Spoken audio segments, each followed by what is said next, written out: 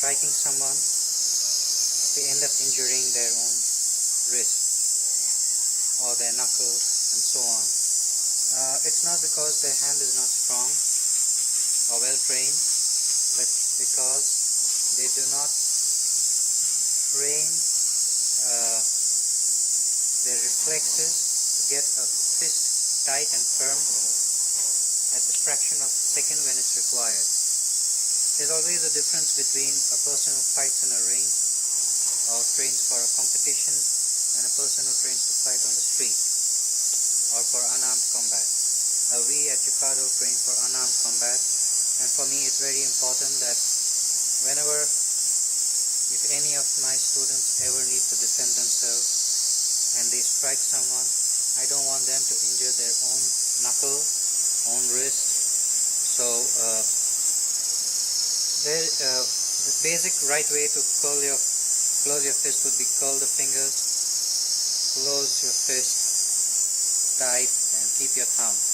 But when we fight on the road, sometimes there is a gap and that ends up injuring your fingers, your wrist and so on. So what you could do to practice that is, whenever you train,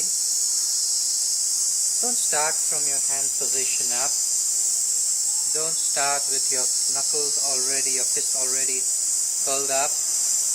No, start with your hands open, down, and from here just stand and go. And that's a very hard makiwara. So if you can hit that in a fraction of a second, or a hard bag, heavy bag, okay, you can hit something hard a number of times with your fingers open, hanging loose, and then going, and then going, suddenly, and suddenly. If you can strike like that a number of times every day without injuring your fingers or your wrist, then if ever you need to defend yourself on the road and you end up striking someone, there is a good chance you will not injure your fingers or your knuckles or your wrist.